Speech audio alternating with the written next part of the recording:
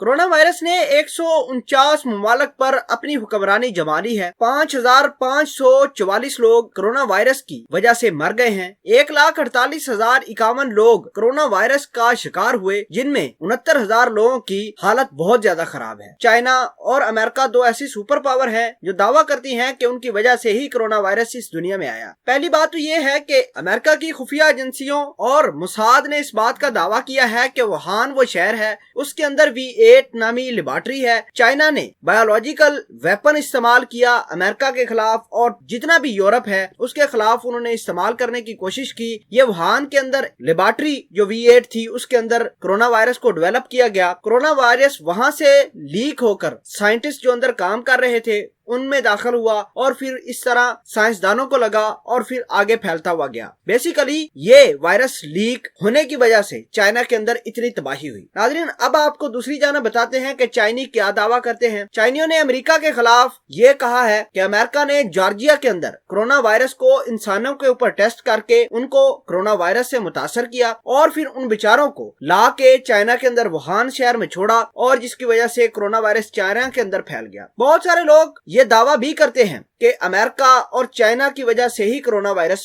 फैल गया है। बात ठीक है, दोनों ममालिक अब इस नतीजे पर पहुंच चुके हैं कि कोरोना वायरस कोई वबा नहीं बल्कि इंसानों का बनाया हुआ हथियार था। ये बात अमेरिका और चाइना के ऊपर आकर लटक गई है। अब बहुत सारे ममालिक एक दूसरे को कोस रहे हैं कि कोरोना वायरस उनकी वजह से आया है, कोरोना वायरस फला मुल्क की वजह से आया है। लेकिन बात यह है कि ये कोई पहला वाकया नहीं है कि बायोलॉजिकल वेपन को टेररिज्म के लिए इस्तेमाल किया गया है। 1925 से लेकर आज तक मुख्तलिफ अदवार में बायोलॉजिकल वेपन्स को दहशतगर्दी, मुल्कों की तबाही के लिए इस्तेमाल किया गया है। जैसे आपने सुना होगा कि स्वाइन फ्लू आया था, साइरस, कबोला, N6 नामी वायरस पूरी दुनिया के अंदर तहलका मचाकर जा चुके हैं। तो चाइना यही चाहता था कि अमेरिका की तबाही हो। चाइना ने ये वेपन अपनी वुहान की लेबोरेटरी के अंदर तैयार किया, वहां से ये वायरस लीक होकर साइंटिस्ट के अंदर और फिर वुहान के अंदर फैल गया। चाइनियों का ये दावा है कि नहीं, अमेरिका ने जॉर्जिया के अंदर लोगों के ऊपर इस वायरस का टेस्ट किया और वुहान भेज दिया। अब बात दो तरीकों से बड़ी अच्छे तरीके से आपको समझ आ सकती है कि किसी न किसी तरीके से